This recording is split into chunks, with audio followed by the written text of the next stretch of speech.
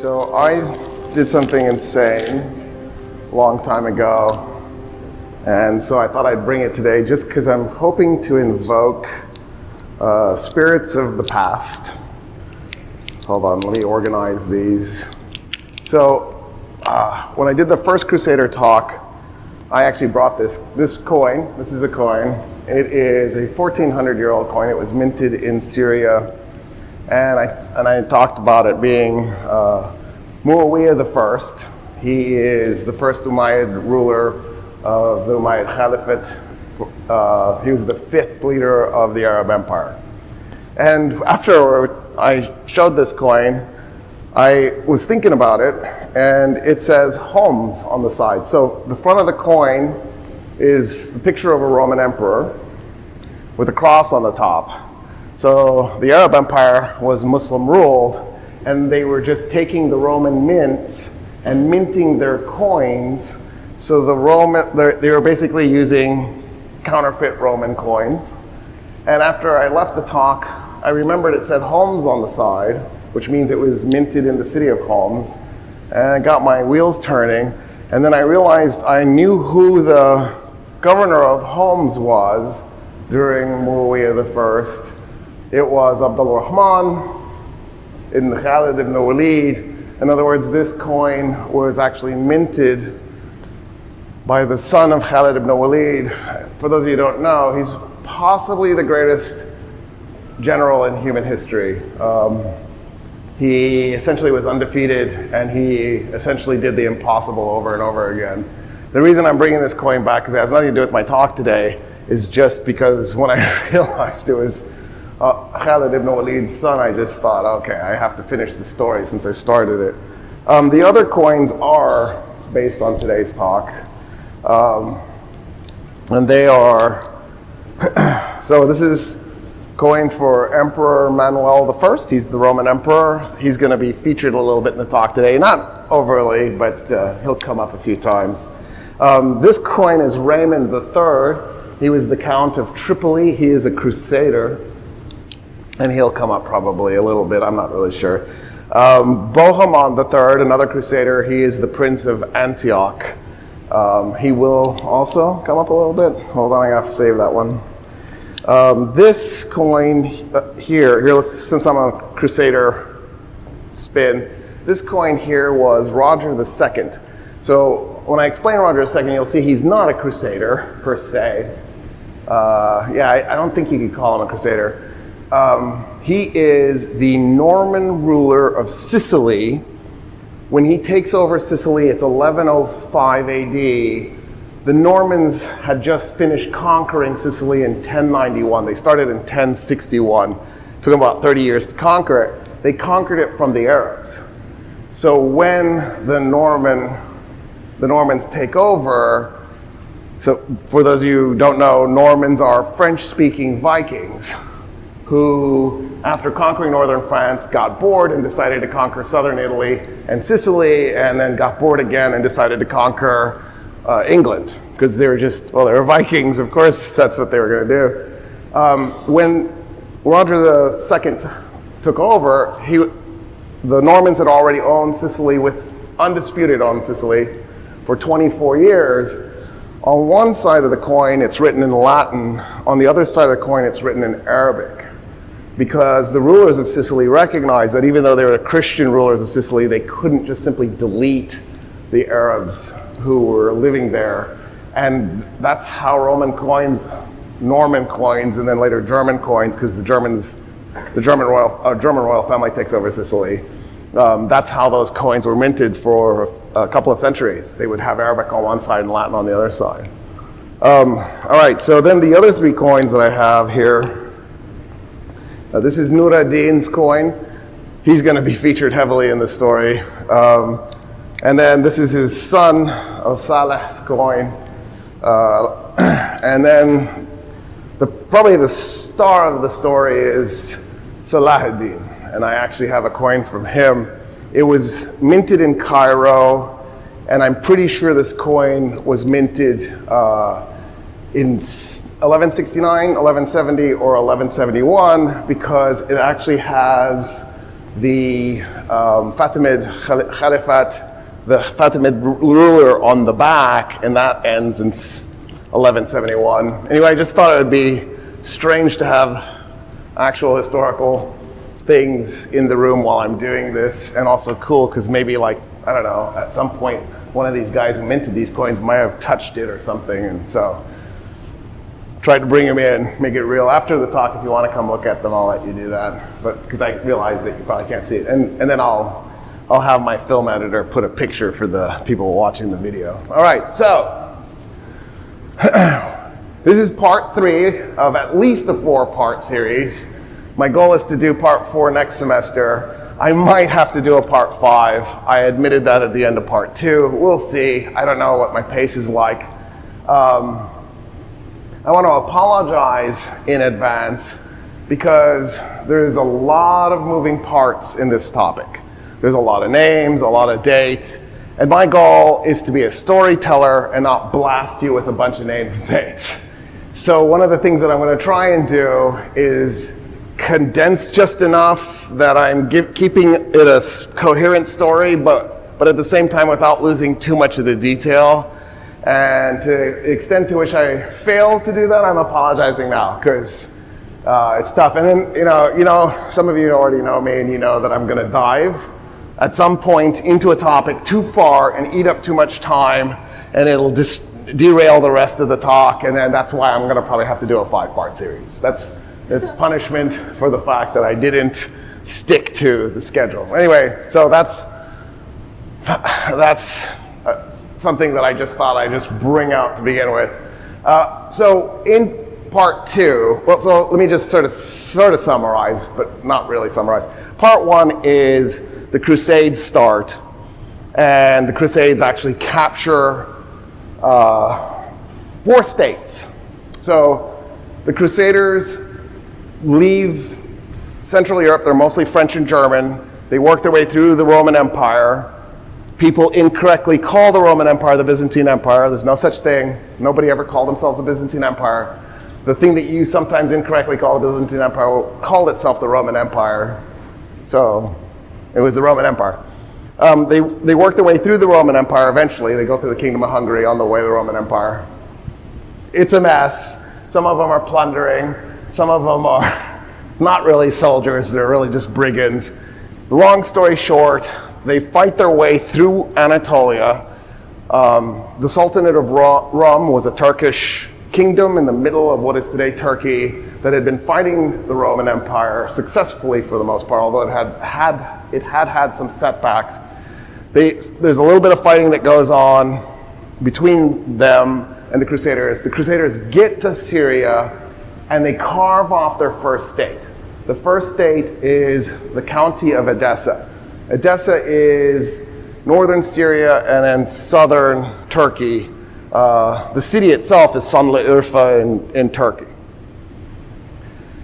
And then they take over the Principality of Antioch. This is in 1098. So 1096 is when the Pope called for the Crusades. It takes them 2 years before they get to Syria. They carve off 2 little states. And then in 1099, they actually conquer Jerusalem and create the Kingdom of Jerusalem. The guy that takes over is named Godfrey de Bouillon. He never calls himself a king, even though he establishes the Kingdom of Jerusalem. He only rules for a few months. He dies.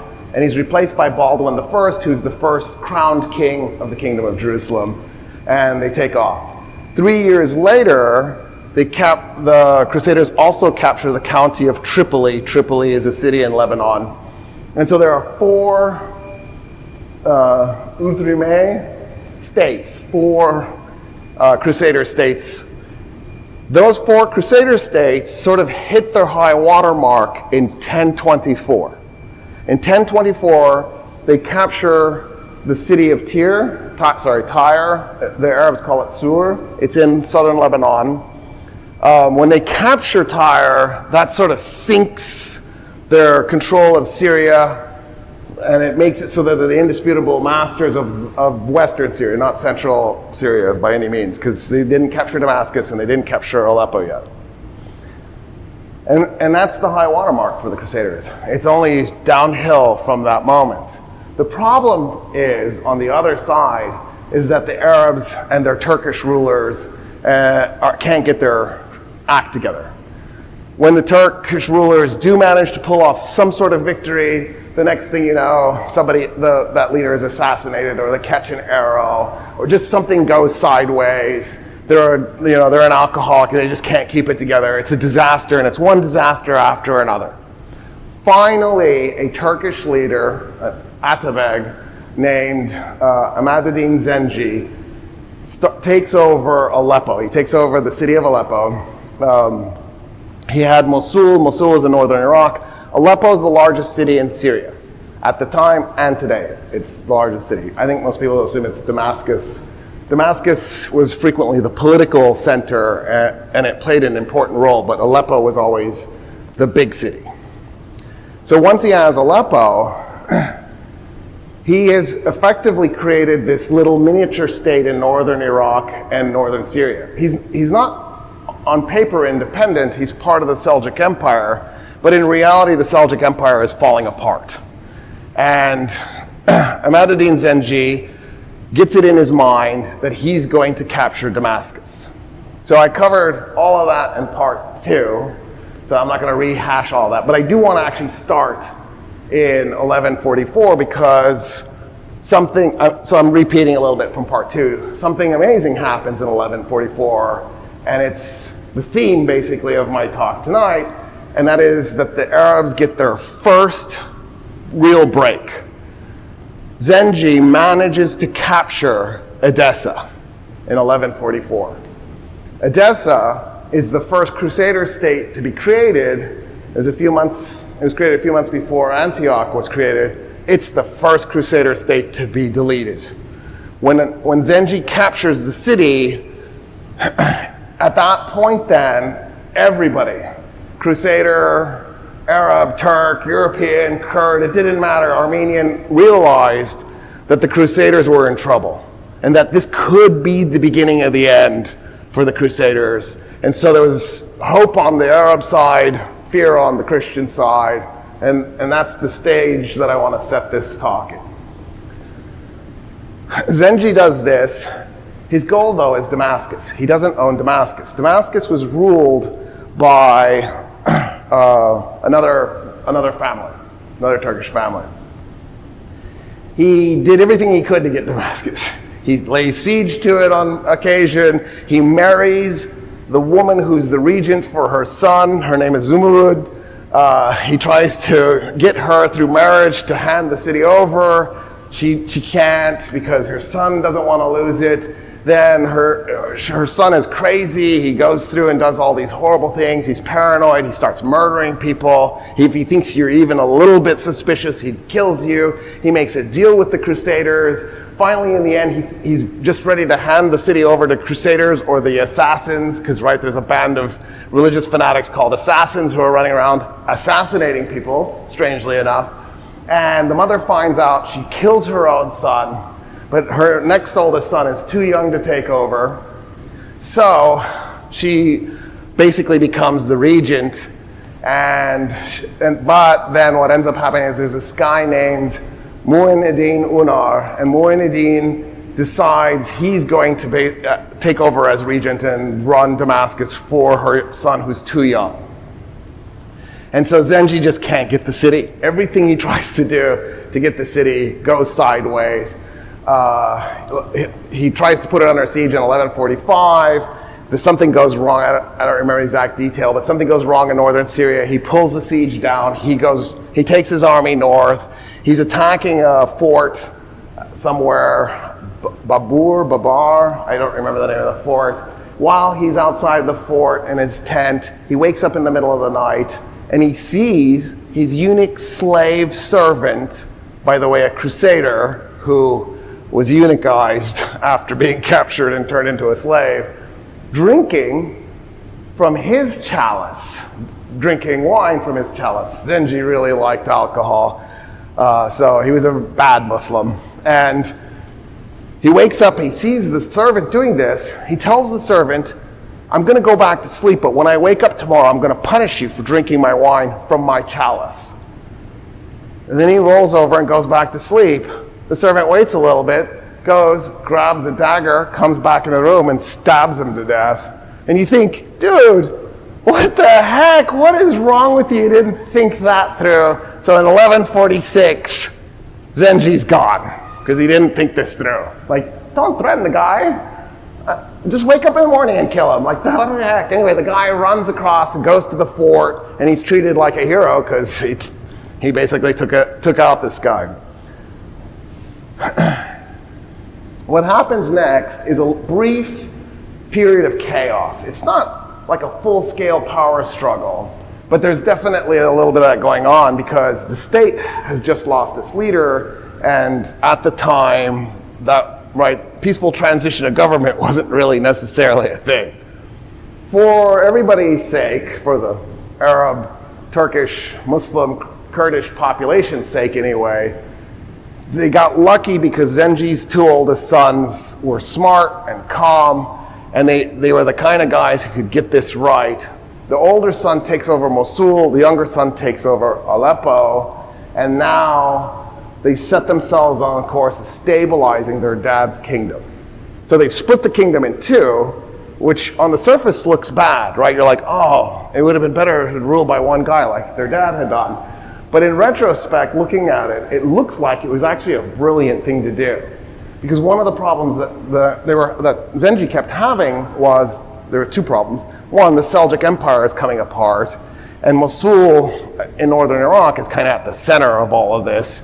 And so there's this, he's constantly struggling to stabilize things because he's constantly dealing with that. And then to make things more complicated, the Abbasid Caliphate had decided to reassert its political and military authority on more than one occasion. And there were actually wars against the guy who's supposed to be the symbolic and religious leader of Islam, right? Because he no longer had political power, but had in the Khalifa in the past had that. So they had been sort of English monarchyized, right? Where, oh yeah, the king did have power once, clearly not anymore. So by splitting that little kingdom in two, now the older brother will deal with the crazy of civil war and a Khalifa that wants to take over and whatever else is happening with the Seljuks, and it left the younger brother, Nur-ad-Din, the ability to focus on Syria, to focus on the Crusaders. And because they liked each other, respected each other, and trusted each other, they could then turn their backs to each other and not worry about being backstabbed. So that meant that one could focus in one place, the other could focus in another place. Immediately, Jocelyn II, the guy who was the ruler of Edessa, decides to use that moment of chaos to try to retake Edessa. He brings an army to Edessa. He asks for other Crusaders to help him. They don't. He does actually retake Edessa, but Nur-ad-Din immediately moves against him and captures Edessa back without much effort. He populates the city with a few families of Jews because he realized that the Jews would be loyal to him no matter what. So Edessa was an Armenian city. The Crusaders were Christian, but Catholic. The Armenians were Christian, but Armenian Orthodox. So they didn't see eye to eye. In fact, by this point, the Eastern Christians, the Orthodox Christians, the native Christians of the Middle East were beginning to start to really dislike and hate the Crusaders. There was already a lot of fear built up before this, to the point where at one point the king's daughter, her name was Alice, she was the princess of Antioch, the ruler of Antioch. She actually led a rebellion against her father. She herself was half Armenian and sympathized more with the native Christian population of the Middle East, but also sympathized with the Muslim population because she's, as a second generation Crusader, began to identify as a local and didn't see herself like these European invaders anymore. And right, that's within the Crusader population. So one of the things that was happening by this point is the Armenians were starting to think, well, we don't know if we want to be ruled by Crusaders. But at the same time, Jocelyn himself was also half Armenian, so they had a little bit of sympathy for him. And so Nur-ad-Din goes, okay, I know that the Jewish population is just loyal. I don't have to think twice about it. I'm going to put them in the city just to have a group of people that I know I can rely on as I go back to Aleppo and try to figure out how I'm going to complete my dad's dream of taking Damascus. Damascus is what he needs. So, something amazing is going to happen. Word gets back to Europe that Edessa fell in 1144. The Pope calls for a second crusade. The second crusade explicitly is to take Edessa back and then reinforce the Crusader states to make sure that no other Crusader state falls, and possibly at some point down the road, maybe expand it a little bit, take some more territory. So the second crusade is like the first crusade. It's largely populated by Germans and French. Some of the French are Normans, right? So there's this Norman contingency too, but it's going to include Conrad III of Germany, Louis VII of France. It's going to include actual royalty this time. And these kings are coming along on the Second Crusade because their goal is to partake in the glory, to show themselves, to go to Jerusalem, to be part of this thing that will guarantee them gateway to heaven, where when they die, they will spend all eternity hanging out with Jesus Christ himself. Right? That's why they're going.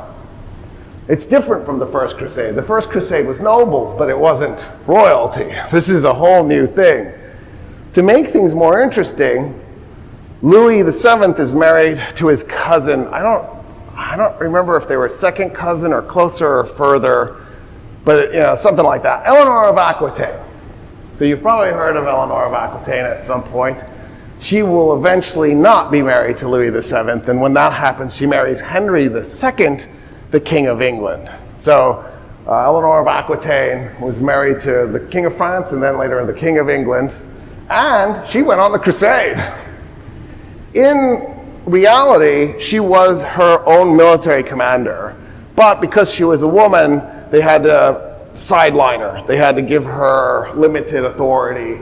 So what she had to do basically was put her men, the men under her command, in command, and then she would act as in the role of advisor instead of actual commander. But in reality, she did have her own command, right? Like, where's your ear? Very inefficient. When the Crusaders get to Constantinople, they meet with the Roman Emperor, Manuel I, and the Roman Emperor talks to them about strategy and what they're going to do, and they're trying to figure out how to proceed, which path to take. Roger II, the king of Sicily, that guy, the Norman king of Sicily, who, by the way, learned Arabic, he was fluent in Arabic, he spoke French, he spoke Latin, he was capable of talking to his subjects. He created a bureaucracy that eventually would include Muslims and Jews in his bureaucracy. So he's not acting like a typical Christian leader from the time period, because the typical Christian leader would have nothing to do with Muslims and Jews. So he hated Conrad III. The easiest way for them to get to Palestine was to go by ship. The problem is, if they go by ship, they risk running into Roger II's navy, because he just might send his navy out to intercept Conrad III with the goal of capturing him or killing him or just ransoming him, shaming him, who knows, right? Because at the time, most leaders like today were sociopaths, because literally nothing ever changes. We're the same dumbass species from generation to generation, doing the same stupid stuff over and over and over again. But wisdom is recognizing when you're doing a stupid thing again. So, they can't go by sea. Well, Louis VII can go by sea, so he's debating what to do with the French army, but then he thinks, I don't really want to be separated from Conrad, so he chooses to go ahead and go the same path that the Germans are going to go, which is to go through Anatolia by land. Well, when he makes that decision, it really angers Roger II. So Roger II, being the adult, mature guy that he is, decides he's going to punish everybody. Instead of participating in the Crusades and going to Palestine and killing Muslims, he decides to attack the Roman Empire, and he lands an army in the Peloponnesus with the goal of chopping Greece out of the Roman Empire. So now Manuel I Komnenos, the Roman emperor who is planning to help this crusade, is stuck turning around and going to Greece with his army instead of going into Anatolia with his army to fight Roger. Isn't that cool? So the Crusaders shrug it off. They're like, that's okay, we don't need the Romans. We've got this. We'll just work our way through. There was a battle of Dorylaeum in the First Crusade, and the Crusaders defeated the Turks. So they're thinking, we'll just do it again. We'll just repeat that. So the Khalid Arslan was the guy who was defeated at Dorylaeum, the First Crusade. In the Second Crusade, Conrad is coming up to Dorylaeum. So everybody's like, all right, we got this. We're going to do a Dorylaeum 2, and we'll win again. The Turkish leader, the Sultan of Rome, so the Turks that were living in Anatolia called themselves the Sultan of Rome, as in Rome.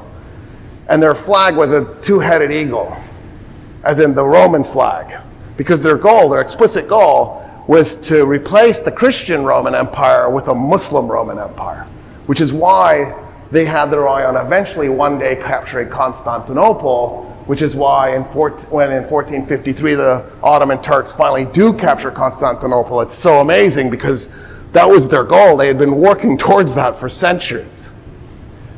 So the leader this time his name is Masoud. Masoud I sets up an ambush at Dorylaeum. Conrad and the Germans march right into the ambush, and they are massacred. It is a catastrophe.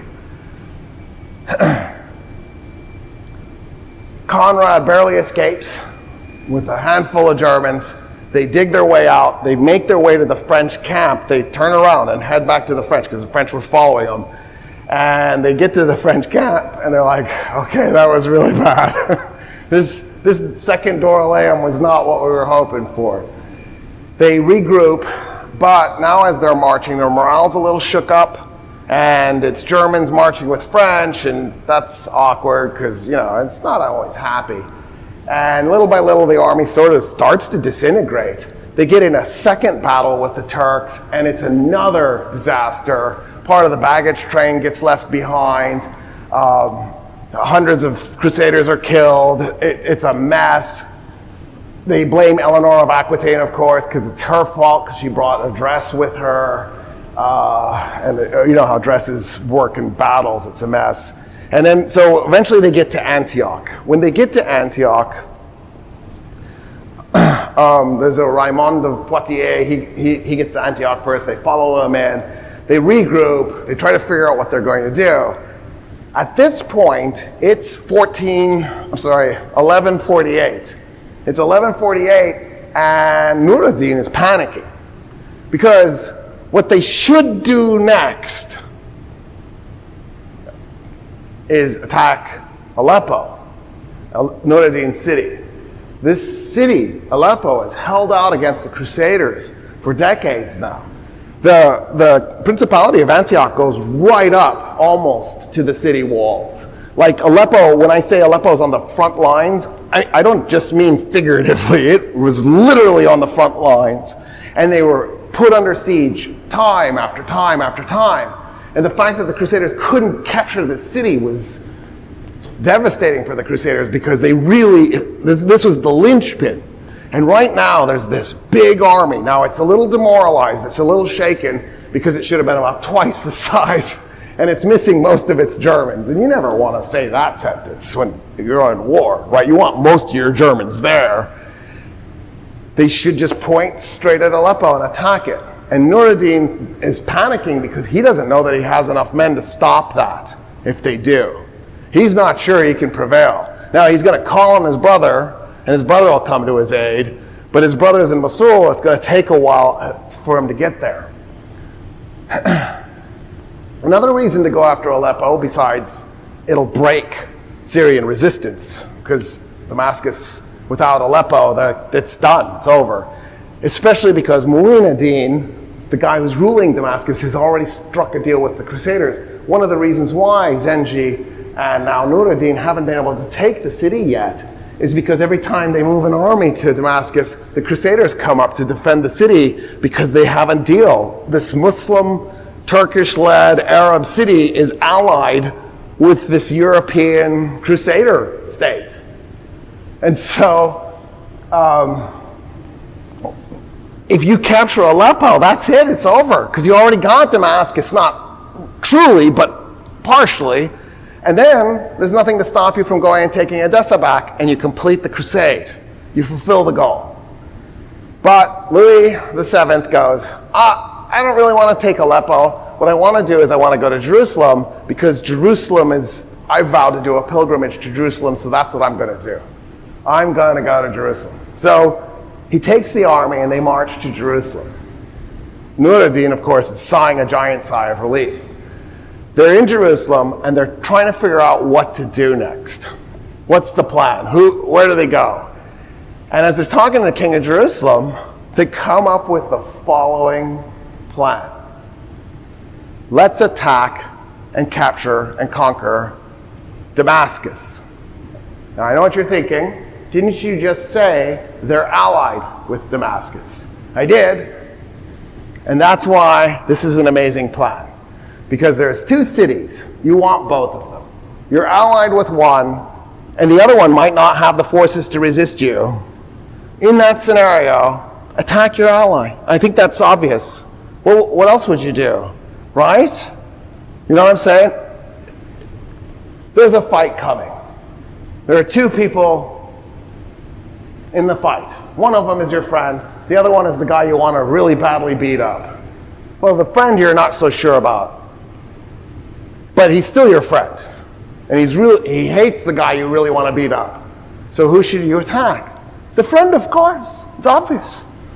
You know what I mean? Like, this is just an easy one. So they march an army to Damascus. And as they're doing this, of course, Unar, the ruler, knows they're coming, so he starts preparing defenses. He immediately sends word to everybody, including his enemies, like Nur ad-Din, hey, I'm in trouble. Nur ad-Din sends word to his brother in Mosul, says, send an army.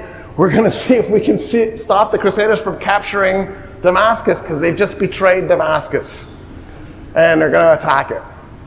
The Crusader army is right up next to the walls. They're put the city under siege, and they're just trying to grind it into the dirt when Nur ad-Din and his brother show up with army, and they attack the Crusader camp right there at the walls.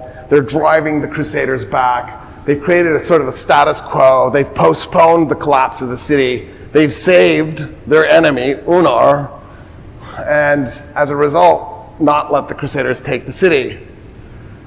At that point, Unar is writing frantic letters, one after the other, to the Crusaders. And in the process of writing these letters, he's sending it to both camps. The local Crusader camp, the guys that have been around for a few decades, the descendants of the Crusaders who arrived in 1098, those guys. And he's sending letters, frantic letters, to the new Crusaders, the guys that just got there. The new Crusaders, he says this: if you guys insist on doing the siege, I'm going to turn the city over to Nur ad-Din. You're going to really regret that. To the old Crusaders, he goes, I can't believe you betrayed me. Not because I can't believe you would betray anybody. You've pretty much betrayed everybody, including yourselves. You have loyalty to nobody. That's not what I'm freaked out about. I just don't think you've thought this through. If you guys capture my city and hand it over to the new Crusaders, they're going to use it as a power base to unseat you and take your stuff. The new Crusaders don't like you. They think you're natives. They think you're locals. They're just working it so that they can get more land so that they can later turn on you. And it works. He also threatens he'll turn the city over to the old Crusaders, but it splits the Crusaders into two camps. They get bitter, they pull down the siege, and they head back to Jerusalem.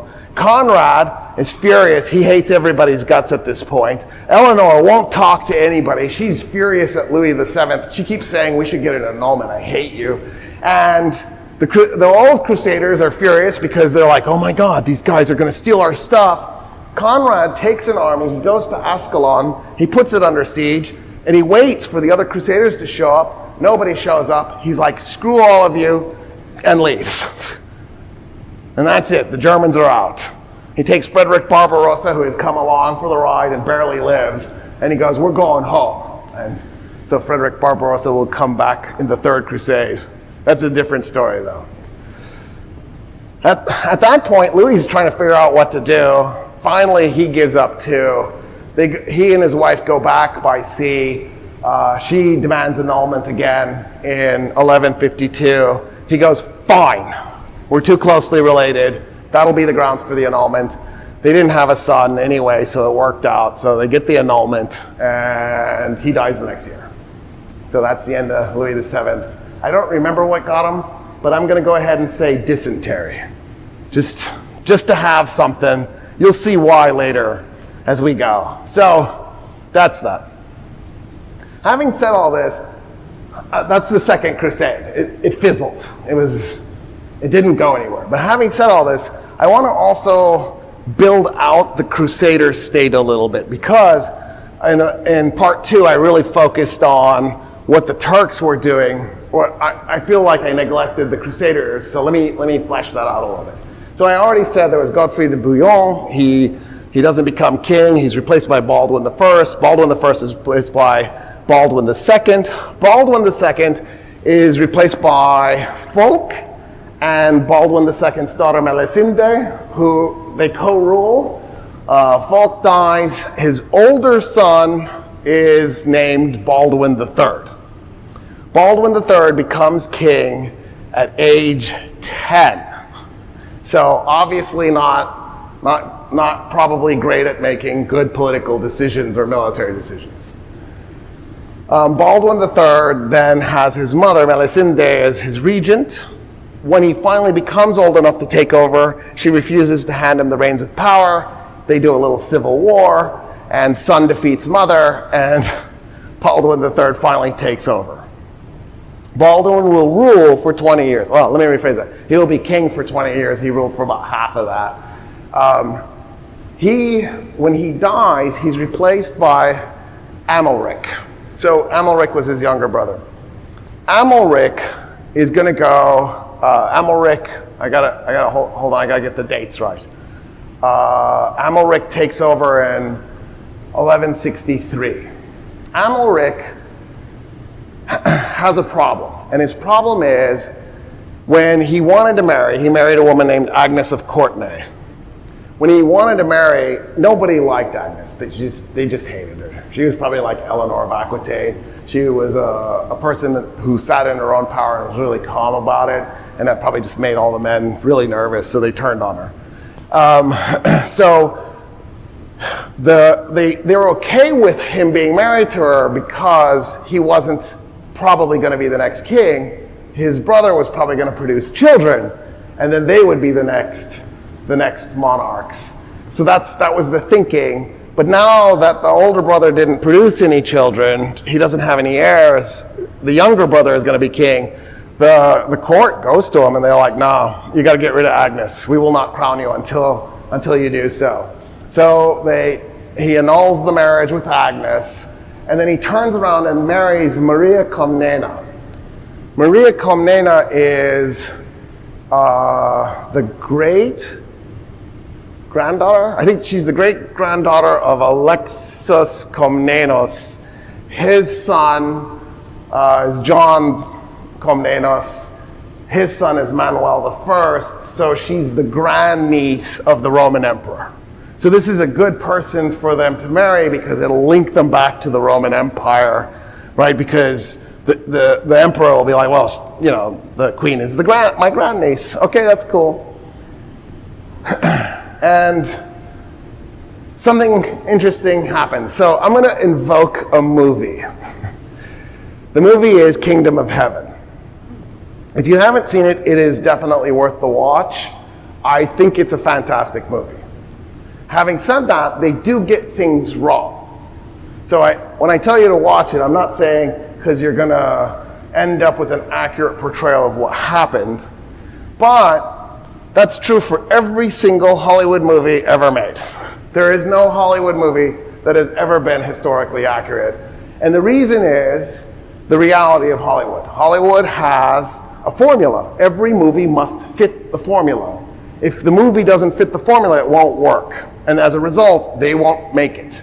Your film will never be shown. You can write as many screenplays as you want to. If you don't follow the formula, you will be a screenwriter with no movies. That's just how it is. It's just reality. So the saying in Hollywood is, don't let the truth get in the way of a good story. Now, I happen to personally believe that the truth is the good story and you don't have to change it. The problem is lowest common denominator. If I make a movie that's too heady, that's too complicated, I'm going to lose too many ticket sales at the box office. I have to have a movie that can appeal to a broad audience. Right? So at the end of the day, Hollywood is trapped in this. So when I say there are inaccuracies, I'm not attacking the movie in any way, shape, or form. I think that what Ridley Scott and what the screenwriters did to make that movie was brilliant. That meant, though, that they had to build in inaccuracies to tell the story in a way that it fit the formula. So if you watch the movie, I'm going to fix some of the errors.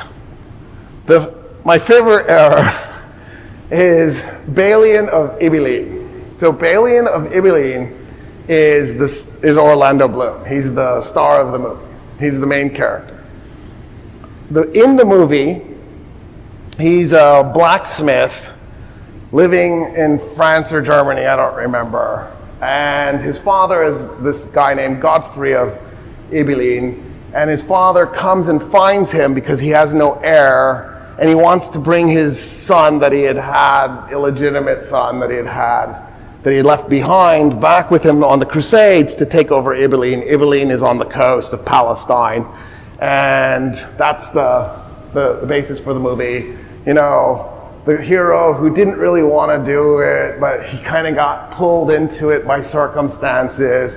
And he just goes ahead and does the right thing because he's there. But he never set out to do it. That's wrong at every level. First of all, Balian was a real person. His father's name was Barisan, not Godfrey. So why did they change the name? It's just random. That's random. But the better part is, he was born in Ibelin. He was the third brother to Barisan, the third oldest son to Barisan. And when Agnes of Courtenay is annulled and no longer married to Amalric, she turns around and actually marries Balian's older brother. So in other words, the person who should have been queen, the person who is the mother to two princesses in the line of to a prince and a princess in the line of succession, is married to Balian's older brother. To make things even weirder, when Amalric does die, because he's going to, I know I'm like jumping ahead in the story, Balian will marry his wife. So in other words, Balian was so intertwined into the system, and he was such a local, that he'll actually marry the former queen. That's not nothing. That's not some random person showing up on the shore. Like he literally washes ashore. He's so not interested in going and taking over his dad's fiefdom that in the movie they have him wash ashore. Like, this guy is marrying royalty. What are you talking about?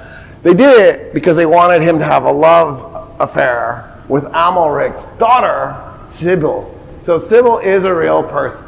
She is the princess who is in line of succession, but her brother, of course, Baldwin, is ahead of her. So, Amalric is, actually before I go into Amalric, I need to bring in another crusader. So, there is a guy named Renaud de Chatillon. Renaud de Chatillon was from Europe. He's not like these other crusaders who are like second and third generation. He came in 1147, I think. Yeah, that's the year in my head. Double check that. And he's there with the Second Crusade. He basically acts as a mercenary, fighting for whomever will pay him the highest amount of money. After 6 years, he marries the princess who's ruling Antioch. So I told you earlier there was a princess who went rogue against her own dad, the king, and so her daughter, he marries her. Her name is Constance. He marries Constance, and now he's basically the Prince of Antioch. Oh, by the way, this made Roger II also mad because he wants to take over Antioch. He thinks it's his. So Roger II was just always cranky in this, but he doesn't actually go to Palestine. He stays in southern Greece fighting the Roman emperor.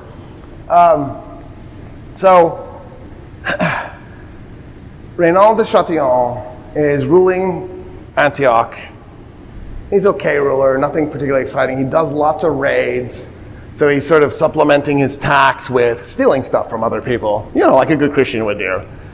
And then he gets it in his mind that he should just plunder, burn, pillage, destroy, rape the island of Cyprus.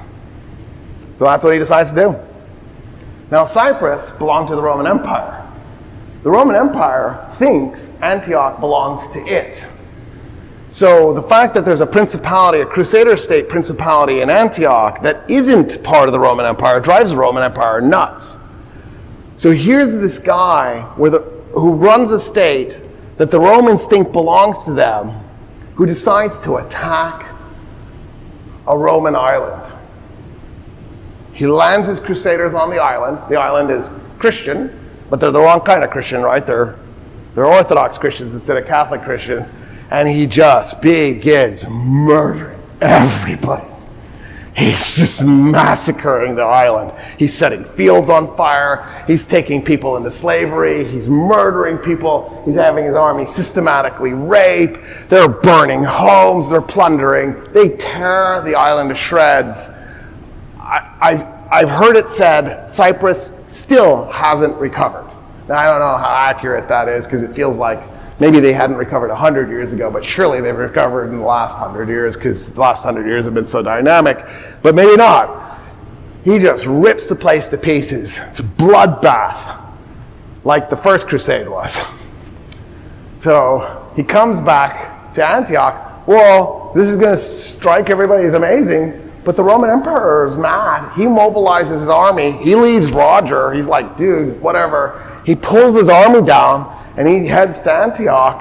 And he expects that Renaud de Chatillon is probably going to be killed and he's going to take Antioch over. Renaud de Chatillon dresses as a beggar. He takes off all his fine clothing.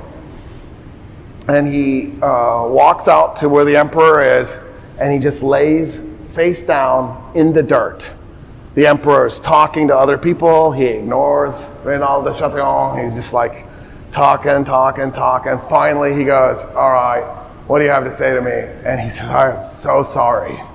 I am so sorry. I don't know why, but Manuel goes, all right, I forgive you. And that's it. That's it's very, very generous. I don't know that I would have been so forgiving. Anyway, Renaud de Chatillon will continue to do his raids. He's constantly attacking the area. He's constantly making a mess of everything until 1160.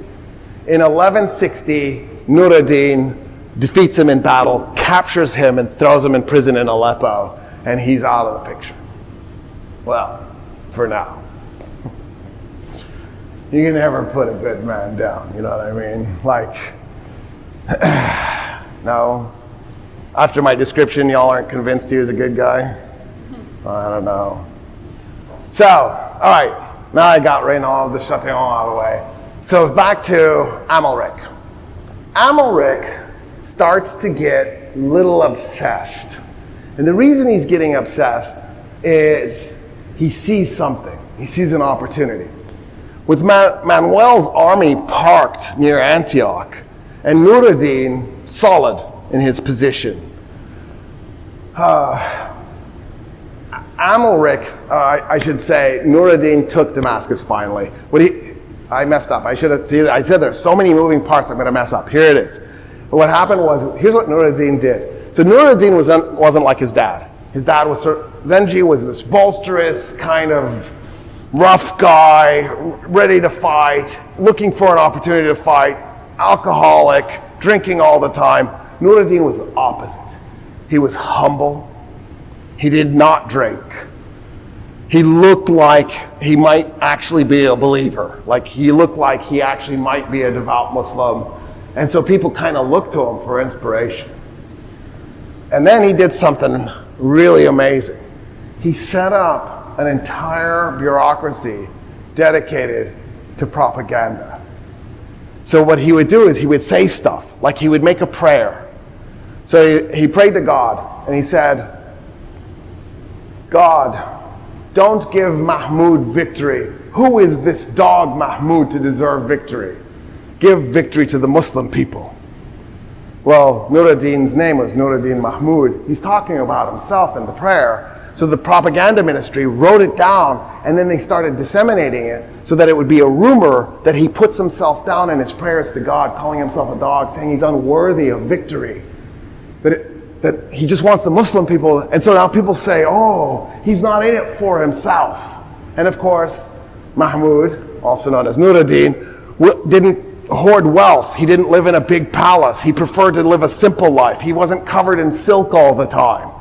And so he looked different than the other rulers. He acted different than the other rulers. And then he capitalized on it with his propaganda papers. They're sort of floating around and starting rumors. Is it really a rumor if you did it on purpose? Like, it was like the Bush administration that kept leaking stuff. Is it really a leak if you're leaking it? Isn't it a leak when you didn't mean for it to come out? Anyway, I'm not sure I understand. But anyway, that's what he was doing. And then what he would do is, because Unar is this problem, he can't defeat this guy. He's tried. Even the Crusaders have tried to defeat him. They can't get him unseated. So what Nur-ad-Din would do is, instead of doing like his dad would do, would put the city under siege or kill. At one point, Zengi attacked Baalbek and killed a bunch of people to try to send a signal to Damascus saying, if you guys don't surrender, this could happen to you. Had the opposite effect. People are like, oh my God, if we don't fight this guy, he's going to massacre us. So they fought even harder. Nur-ad-Din pulls his army up and he says, you know, if you come to me, I will take care of you. And then everybody's ready to fight. He goes, I'm not here to fight. And he pulls his army away. And then he pulls his army back up. And he goes, I'm not here to fight. I just want you to consider joining me. Let's work together. And then when the people are getting ready to fight, he's like, no, I'm not fighting. And he pulls his army away. And then he keeps talking to them.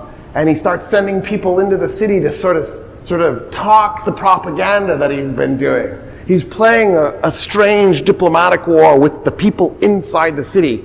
At one point, he sends a Kurd named Ayub into the city to befriend the militia. And the militia basically declares its neutrality and says, yeah, if you attack the city, we will not fight you. And little by little, he's getting these successes. Unar's freaking out a little bit. He gets dysentery and dies. So he's out of the picture. The guy that he was the regent for, Akab, is young. He doesn't really know what he's doing. He's still trying to make things work, keep Damascus separate. But as time goes by, Nur-ad-Din is slowly getting the city over to him. Akab eventually loses control. He loses confidence he doesn't die.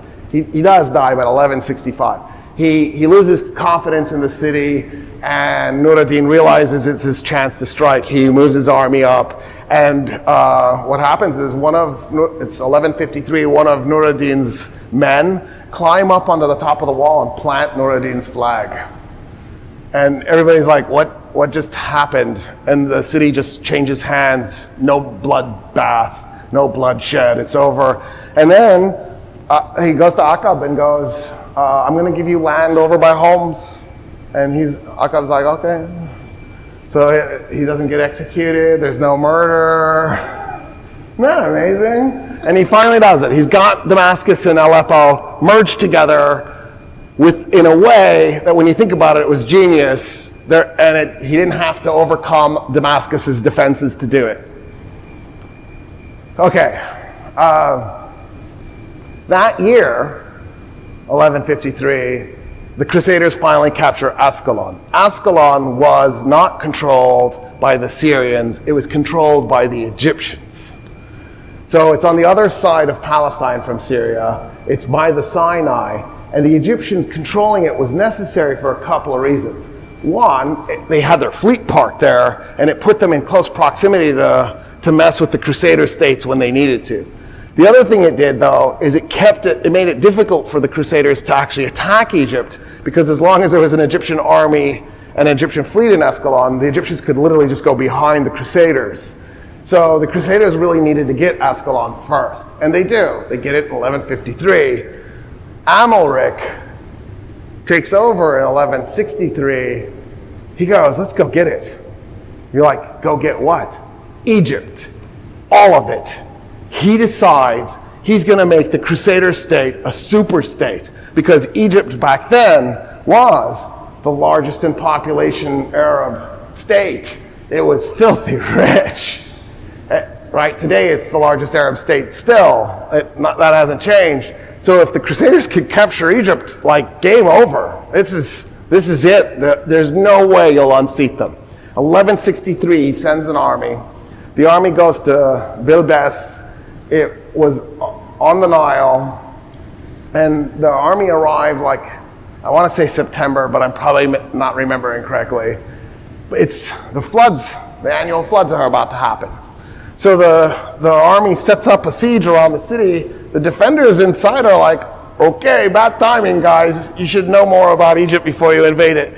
They just wait until the flood arrives. They go over to the dikes that are supposed to protect the farm fields from flooding and just cut holes in the dikes, and they literally flood. The Crusader army gets flooded out when they break the dikes open. And at that point, the Crusaders are run back to Palestine. The reason that matters is because now everybody is looking at the possibility of the Crusaders capturing Egypt.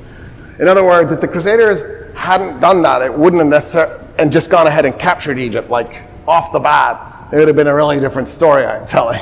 But because they have this sort of botched, failed little run, it puts everybody on alert.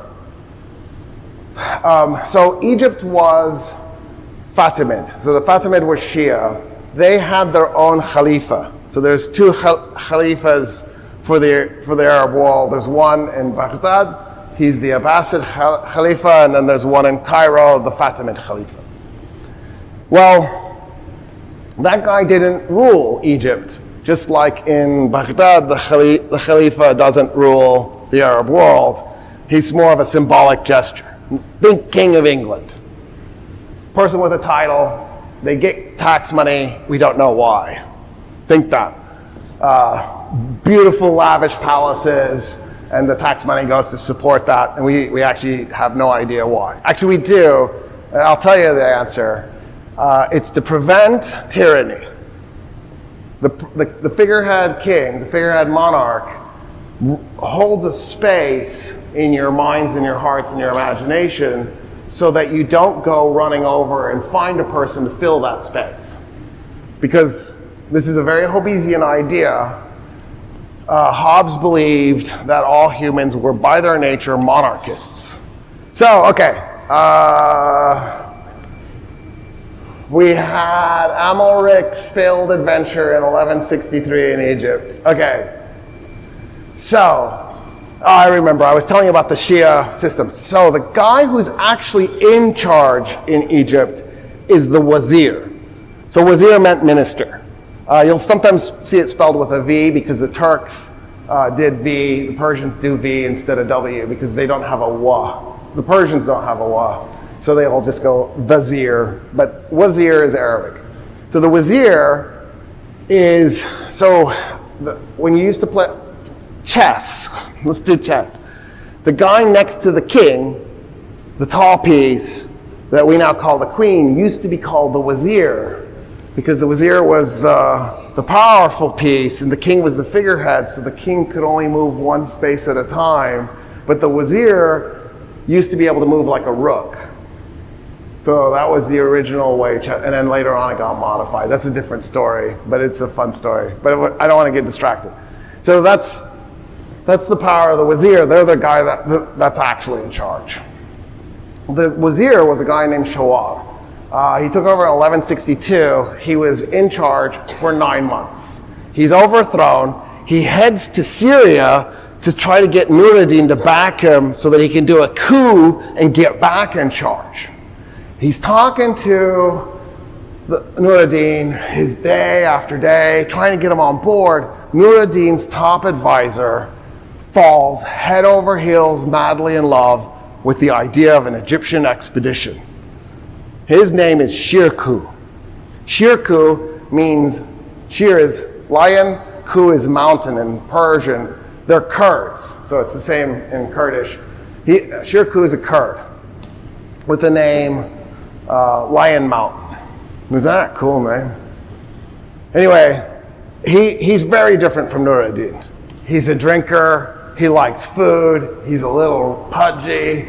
Nur-ad-Din is thin and he's elegant.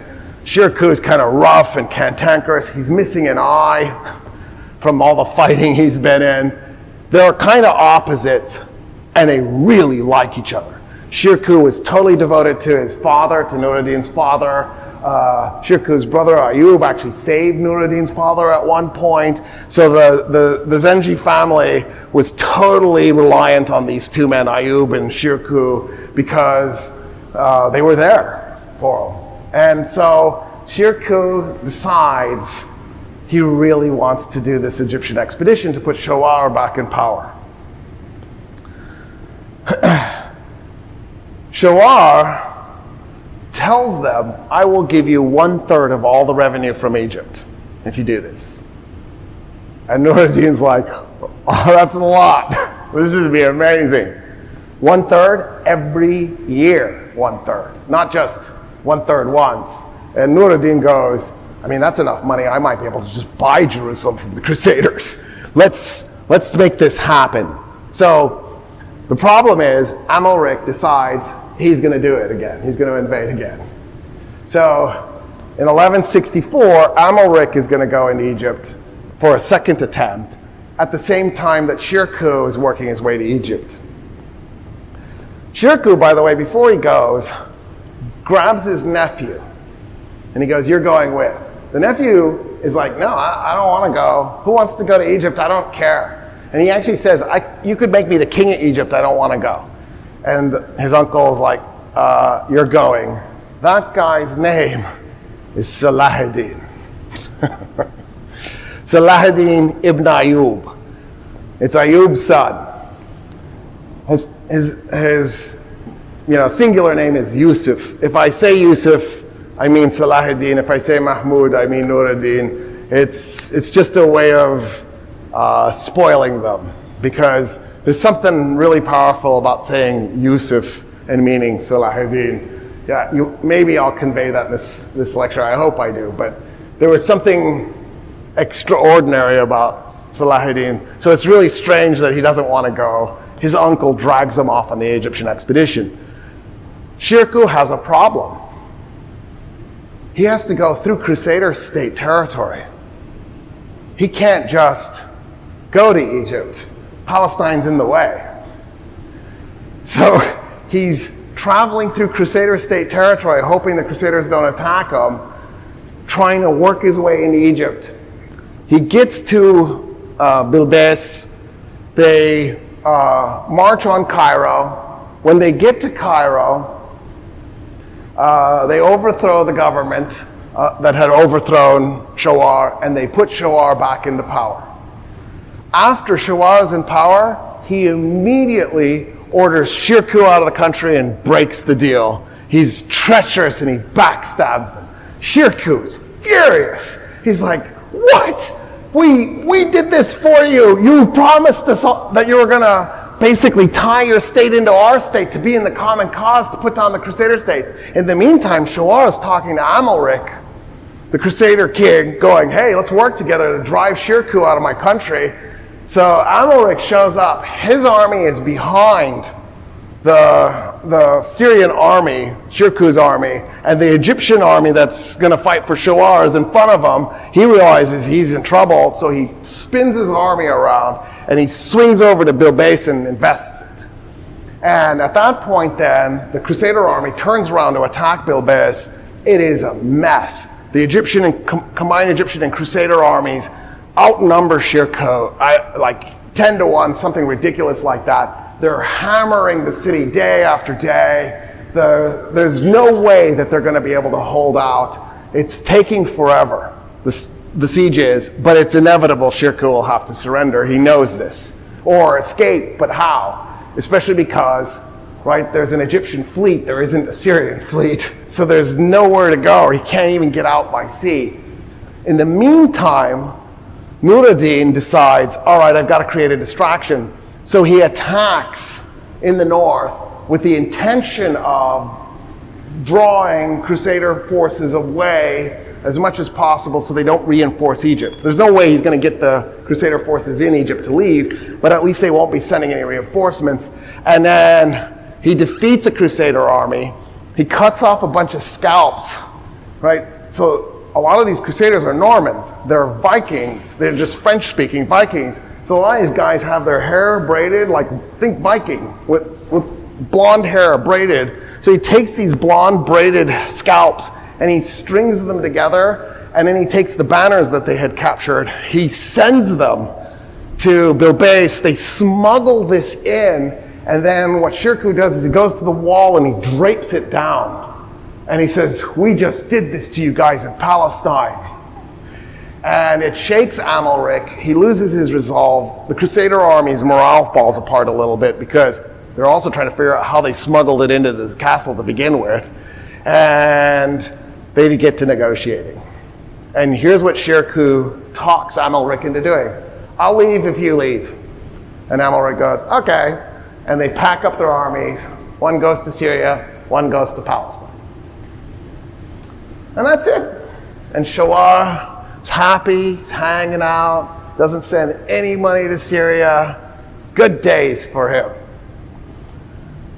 And he thinks he's safe, but Amalric isn't done. Amalric, in 1163, so 3 years later, decides he's going to invade again. And so Shirkuh brings his army, and what he does is he, instead of coming up to Cairo from the front. So for the record, at this point, Cairo is a brand new city. He decides he's going to go around it. So in the Middle East, Cairo was founded in 969. So it's like just over 1,000 years old. That's a joke in the Middle East. You know, like, oh, look, you're only 1,000? Oh, I had a hiccup once that lasted 1,000 years. That's how that works, in case you're wondering. Especially in Egypt, right? You know, like there are towns in Egypt that have been continuously populated for over 5,000 years. And you're like, oh, look at tiny, young little Cairo, the 5th or 6th largest metropolitan center on the planet. So it's amazing.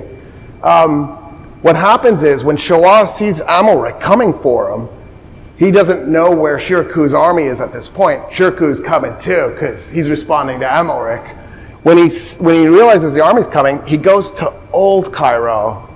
So when the Arabs conquered Egypt, they created a city south of what is today Cairo that people often refer to as Old Cairo. And it was,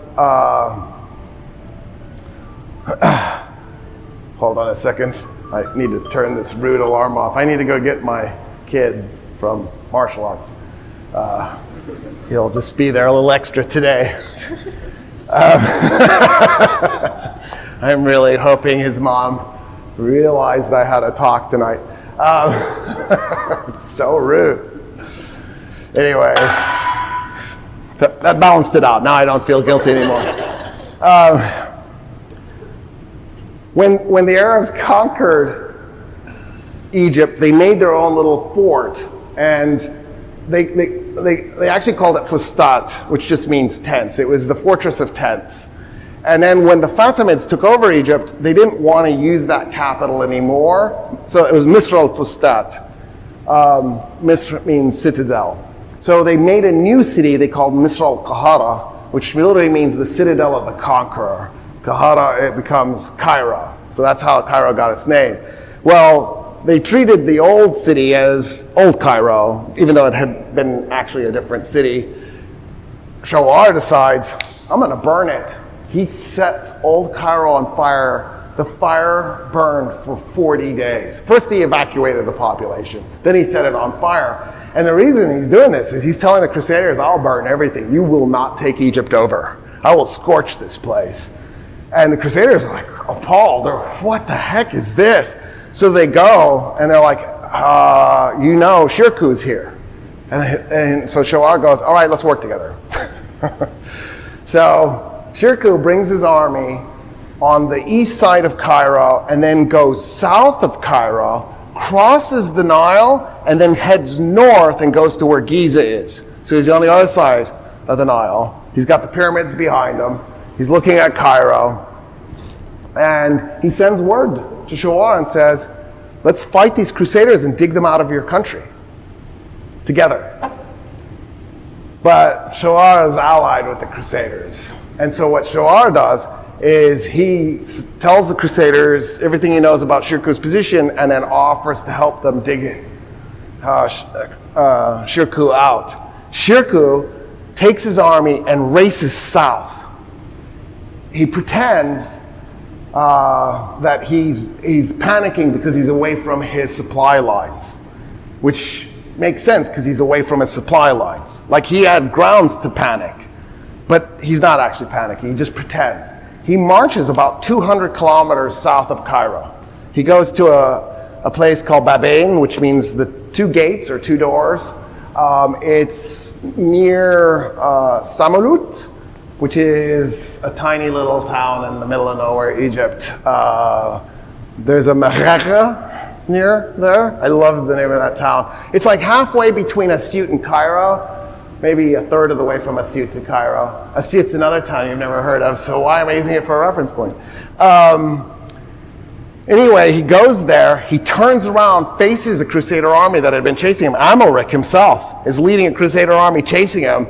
And the reason he did this was in part to get Amalric away from his supply chain so that they're both out of supply. He attacks them, he tears the Crusaders to pieces. Amalric barely escapes. And then Amalric races back to Cairo to try to, because the rest of his army is still there, and then figure out what to do next, coordinate with Shawar, get the Egyptians into this somehow. All of a sudden, they get news that Alexandria has fallen. Alexandria is on the other side of Egypt. Like they were halfway, maybe not quite halfway, a third of the way south. And what happened was, in the time it took for Amalric to run to Cairo, not only did Shirkuh run to Cairo, he ran past it about equal distance, got to Alexandria, and captured it. Alexandria was the largest city in Egypt at the time, so it was a devastating blow to the Egyptian morale, to Egyptian economy. And nobody can believe it.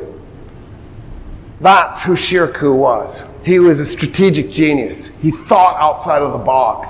He was constantly coming up with crazy stuff, executing it, and pulling it off. He was one of those guys who would just do unexpected, just out of nowhere things like this, like bait the Crusader king south, then once you defeat him, race north and capture the largest city before anybody has a chance to figure out what's even happening. But the Crusader army and the Egyptian army rally, they march to Alexandria and they put it under siege. The siege is going on and on and on, and it becomes increasingly clear they're running out of food. They're running out of supplies. At some point, Shirkuh is facing surrender, and since he doesn't have a navy, there's no escaping, because Alexandria is a port city. The Egyptians have the navy. He's stuck. There's no escape. So that's what he does. He escapes. He grabs a cavalry unit, and in the night, they open the gate, and he takes this cavalry unit, and he charges out of the city, and he rampages right through the Crusader army and gets on the other side. He left his nephew, Salahuddin, in charge of the city. And he said, hold the city no matter what happens. And now that he's on the other side of the Crusader army, he just goes on a rampage, attacking Crusader and Egyptian positions, fouling up their supply lines. It's a mess. He'll capture something, he can't keep it, because if somebody comes to take it, they can. But the fact that he's out there doing this makes it so that he's slowly making it so the siege is no longer tenable. They get together to talk, and they come up with a solution. They'll both leave. So Amalric goes, Shirkuh goes, they pull out, and everybody's disappointed because, right, everybody was hoping they were going to end up with Egypt, but Shawar got it again, to everybody's shock and dismay. Amalric decides he's going to do a fourth invasion of Egypt the next year, 1168. He wants this thing. We are an obsessed stalker land at this point. You know what I mean? Like, this is not cool anymore. Shirkuh shows up again, and this time he defeats the Crusaders. He defeats the Crusader army, and he secures Cairo for Shawar. When Shirkuh marches his army into Cairo, Shawar comes out and he's like, oh, thank you. You saved me. I'm so happy you saved me. And Shirkuh is like, yeah, of course. And they act like everything's okay and everything's normal. And then what Shirkuh does is he has Shawar lured out of the palace to some isolated location where Salahuddin is waiting for Shawar. And he goes into the isolated location, and Salahuddin guts him like a pig. And that's the end of Shawar. At that point, the Fatimid Khalifa has to make a decision what to do next. And the decision he makes is to make Shirkuh his new wazir. It's like, that's it. It's over. Nur ad-Din has won Egypt, because once Shirkuh is the wazir, right, Aidid, the Khalifa, he's done. He's finished. Everybody's finished. The Fatimid Caliphate in Egypt is finished, because, right, these guys are Sunni. They're not going to hold this thing up anymore.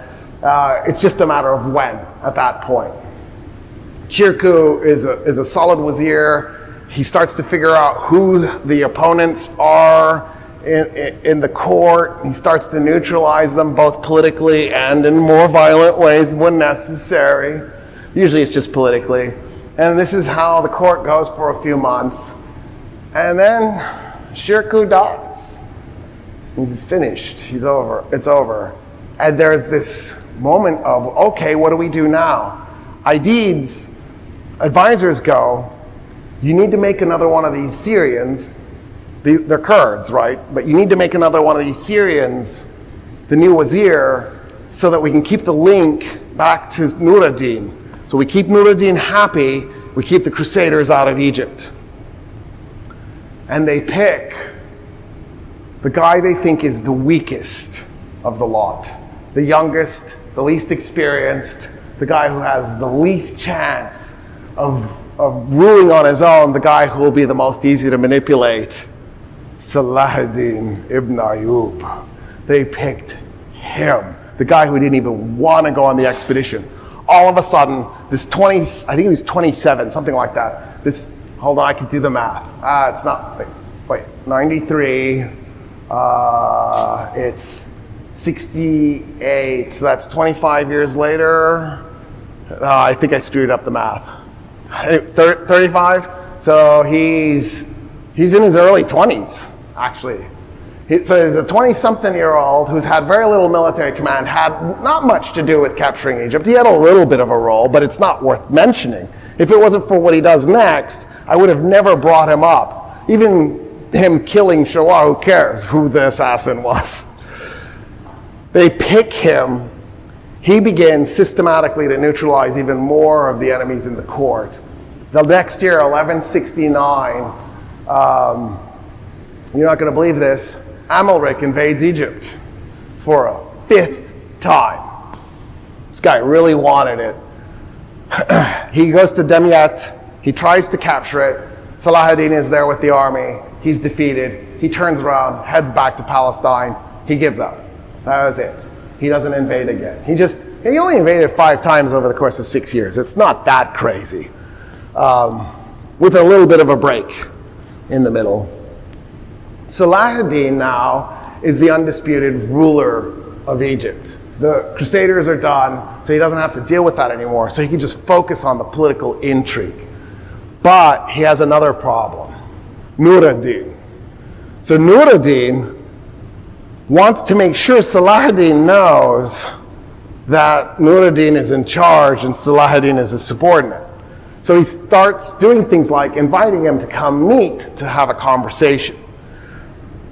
Saladin is nervous about meeting Nur-ad-Din now because he's worried not that Nur-ad-Din is going to backstab him or something like that. He doesn't think that's going to happen. He's just worried he'll crumble in the face of his master, to put it in the terms that he would have put it in.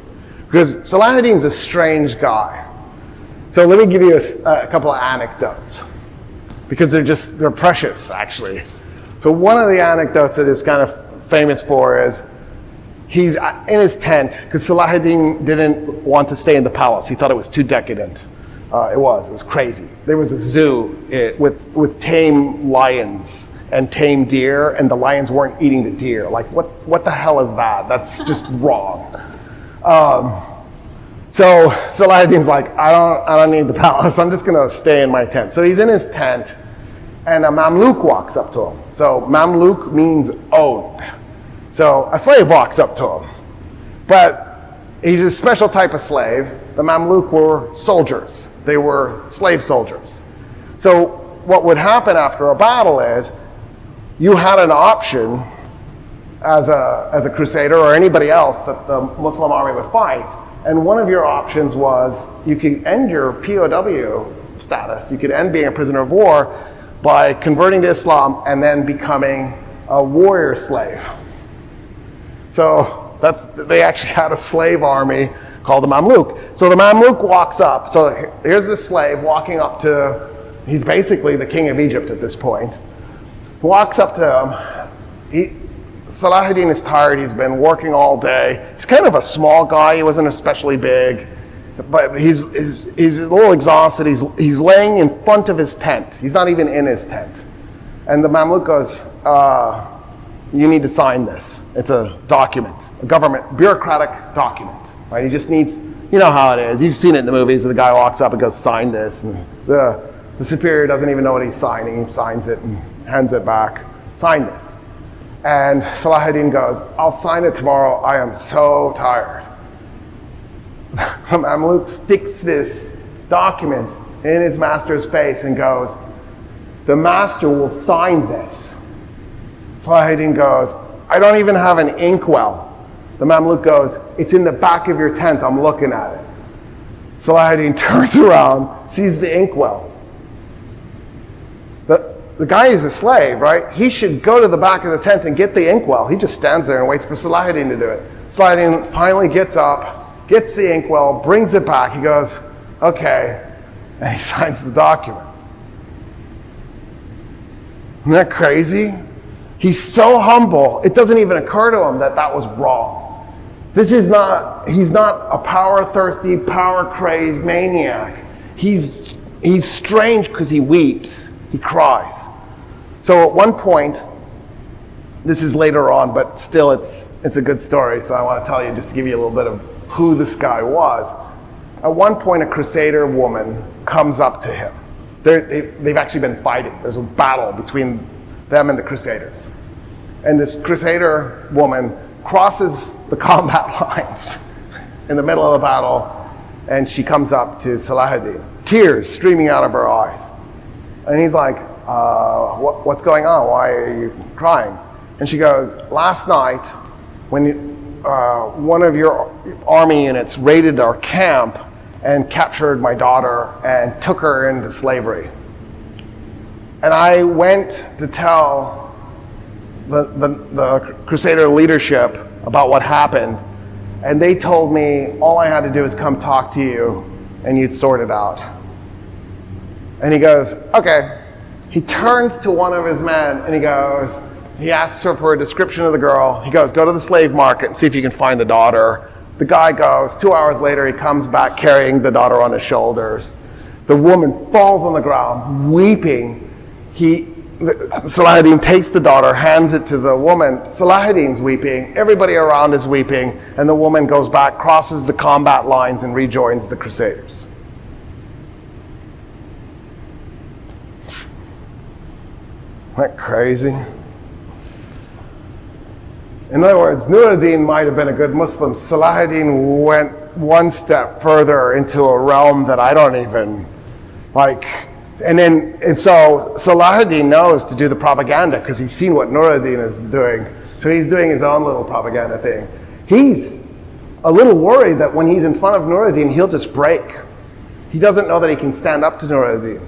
And now that he's the leader of Egypt, technically he's more powerful than his master. His master has Damascus and Aleppo. That's not the equal to Egypt. And so there's a power imbalance. And Nur ad-Din's a little panicked because he doesn't know what Salahuddin is going to do next. In the meantime, Amalric starts sending messages to Salahuddin. He goes, ally with me. You and me against Nur ad-Din. And the crazy thing is that was never going to happen. There was no way Salahuddin would do that. But Nur ad-Din's imagination is starting to get away from him, and he's starting to wonder if Salahuddin is thinking about it. So in 1171, Salahuddin sees an opportunity to attack a Crusader fortress in Jordan. That's a heck of a roundabout to get to Jordan. But he decides to do it. So he goes and he's attacking the Crusader palace. While he's attacking the Crusader palace, he discovers that Nur ad-Din, his army, is coming to meet him. And he says, okay guys, we gotta go. They pack up the army and they race as fast as they can back to Cairo. And Nur ad-Din goes, what was that about? You could have captured the castle if you had just stayed. Why did you escape? You didn't want to see me? So the distrust is starting to happen. Salahuddin says, no, there was an uprising. I had to put it down back in Cairo. It's true, but there was no way he could have known about it in time. Well, maybe. So the Crusaders had the hardest time communicating with each other, even though they ruled a small territory, because it just took forever for a guy on a horse to deliver a message from one spot to the other, especially if there was a siege, because then you had to sneak through the other side's army, and they were especially looking for just such a thing. The Arabs didn't have any problem, the Arabs, Turks, and Kurds who were running the show, because they had homing pigeons. They had trained pigeons to return home, and then every army as it would travel would have a dozen homing pigeons for every city you might want to communicate with. And then you just tie a note to the homing pigeon. You do more than one just in case, right? Like a hawk's in the area eating them. And you launch the 2-3 homing pigeons with the message, and they just fly. And within hours, you get the message to the next city. And then that's how they were communicating. They were having basically instant communication. So it is possible that Salahuddin found out about an uprising. It's unlikely. And in any case, he puts the uprising down. 2 years later, same thing happens. Salahuddin's putting a castle under siege. Nur ad-Din moves an army. Last minute, Salahuddin pulls out so that he won't make contact with Nur ad-Din. He goes home. Nur ad-Din goes, you did it again. Now I really don't trust you. What is this about? He goes, my dad's dying. Turns out his dad really was dying. Ayub dies in Cairo. Before Ayub died, in the middle between 71 and 73, there was this problem. And the problem was that Nur ad-Din had become so worried that Salahuddin is going to betray him, he actually sent him a note saying, you need to come and you need to submit to me or I'm coming with an army. Salahuddin said, should we fight? In the meeting, Ayub, his dad, says, no, we're going to submit. And if Nur ad-Din told me to kill you myself, I would do it. After the meeting, Ayub goes to his son and goes, for the record, I'll fight to the death to defend you and help you keep Egypt. Let's just not advertise that. We're going to pretend, no matter what, that we're with Nur ad-Din, and we will never do anything against him anyway, so it's okay. Just go along for the ride. Submit to this guy. What's the big deal? So that's what Salah ad-Din does. He writes a letter saying, I submit. His father dies the next year.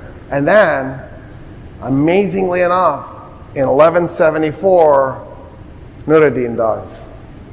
I don't know what it's called. He got an abscess in his tonsil, and I think the abscess burst and it killed him. Just such a random, stupid death for a glorious warrior, you know? Anyway, you kind of want to die with a sword through your gut or something, not an abscess burst in the back of your mouth. It's terrible. That year, Amalric also dies. Dysentery. Remember I told you if you just don't know, throw in dysentery? There's a reason. Just throw it in there. It's probably right. Doesn't matter anyway.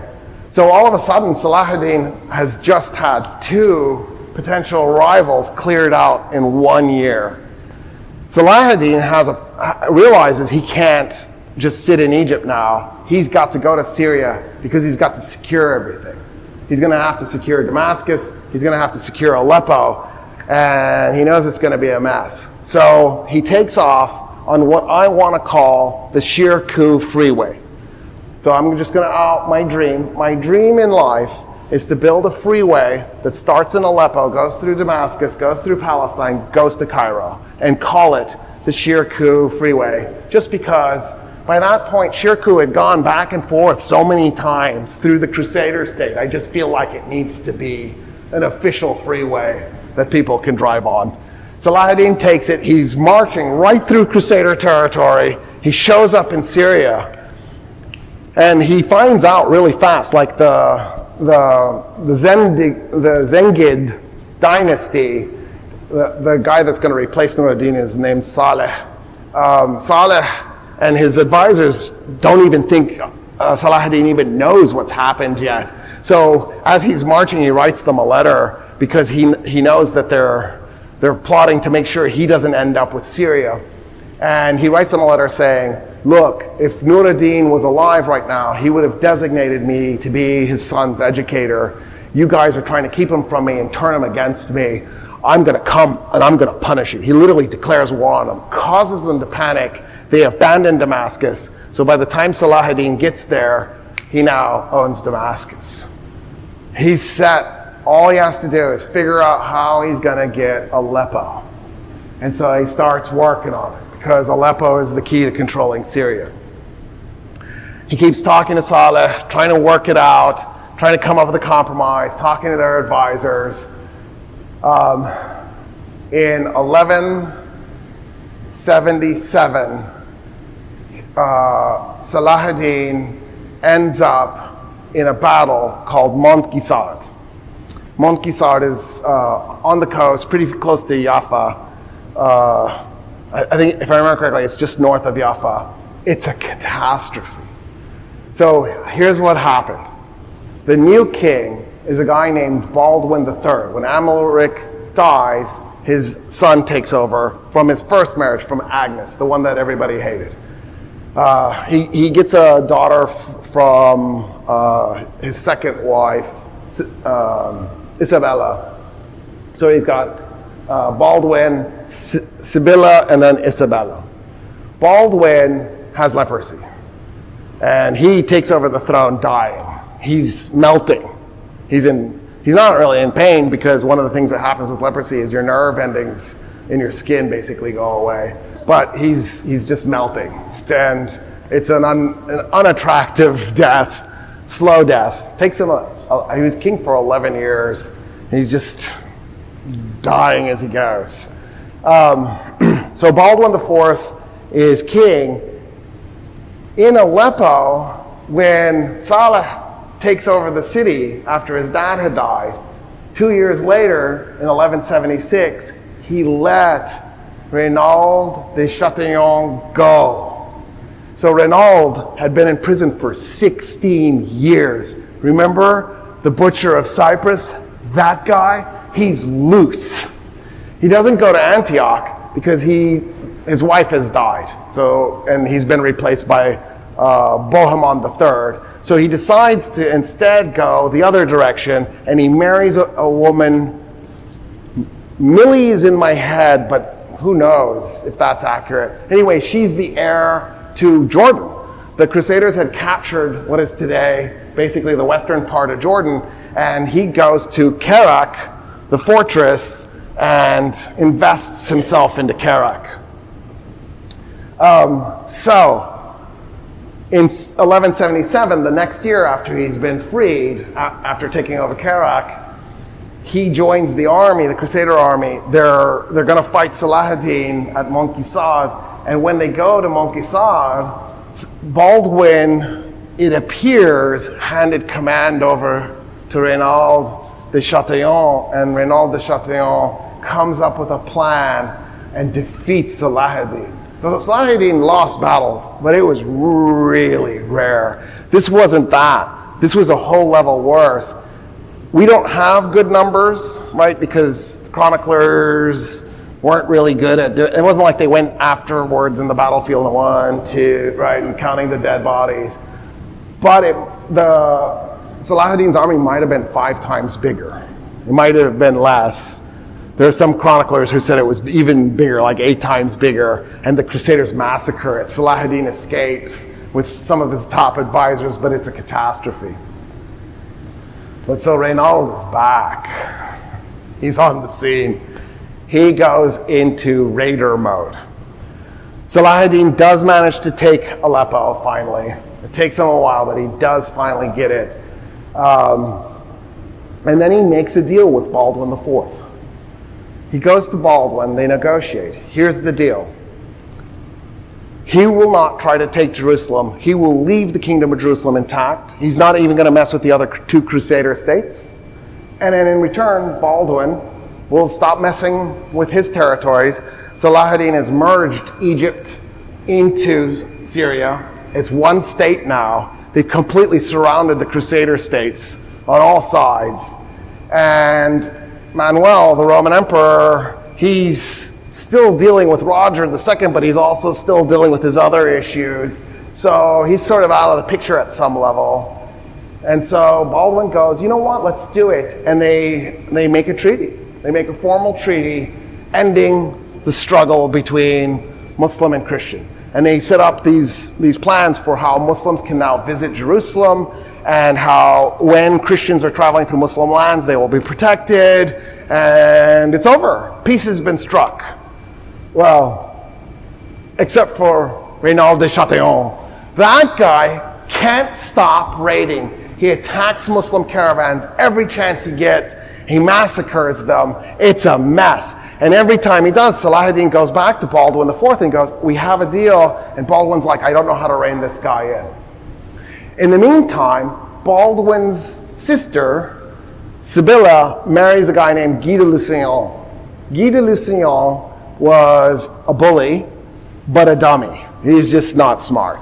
Like, Reynald was maybe evil, but he was at least smart. Like, he could design victories and lead them against Saladin. He had brains. Guy doesn't have brains.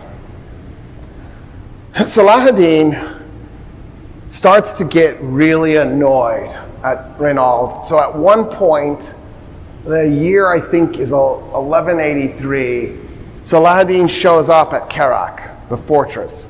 By the way, for the record, there's a Crac de Chevalier.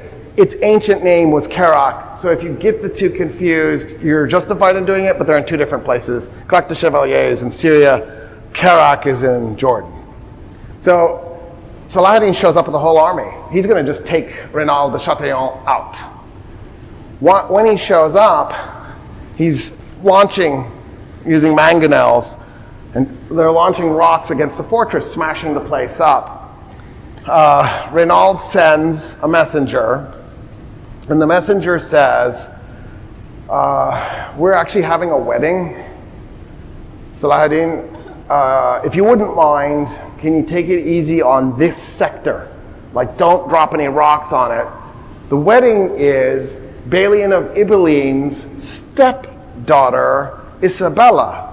because Balian of Ibelin marries Maria Comnena when Amalric dies, and they're getting married at Kerak while a siege is taking place.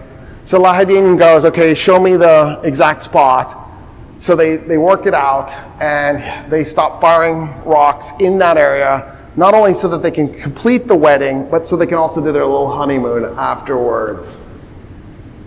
Anyway, Baldwin shows up with his army. Salah-ad-Din realizes he can't fight on two fronts, and so he pulls away.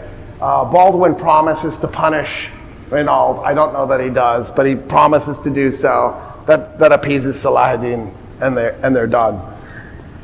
Reynald continues the raiding. So finally Salah-ad-Din goes, okay, I'm done. This Crusader state thing can't work. Baldwin can't reign in his people. Baldwin then dies. By the way, Manuel dies in 1180. When he dies, the Romans dissolve into chaos. So Rome's out of the picture completely at this point. And so at this point, Salah-ad-Din's like, I don't have to worry about Rome. So that's gone. I own Egypt and Syria. This is working out really well. So Baldwin IV, finally the leprosy gets to him. He dies in 1185. His Sibylla's son, his nephew, becomes Baldwin V at age 5. This is not going to work. Sibylla now, with Guy de Lusignan, are the regents running the kingdom. Baldwin V dies at like age 8, which is the next year. He was technically co-king with Baldwin IV for a few years. So they were like co-king for I think 2 years, and now he's dead. So they lost 2 kings in 2 years. And so Sibylla and Guy de Lusignan take over directly. At that point, Salah-ad-Din has decided he's finishing off the Crusader state. There's a guy named Raymond III. He's the Count of Tripoli. His wife owns Tiberias. If you watch the movie Kingdom of Heaven, there's a character named Tiberias. There was no Crusader named Tiberias. I feel like that was supposed to be Raymond III, and maybe they didn't like the name Raymond, so they named it Tiberias because his wife owned the city of Tiberias. So Salah-ad-Din pulls up to Tiberias, and he besieges it, and he's going to take the city. So the Crusaders decide they have to lift the siege. It's 1187. In front of Tiberias, on one side is the Sea of Galilee, which is a freshwater lake, which is really amazing to have there. On the other side is this open desert plain. There's a volcano with 2 horns. It had two volcanic peaks right there at the start of the plain.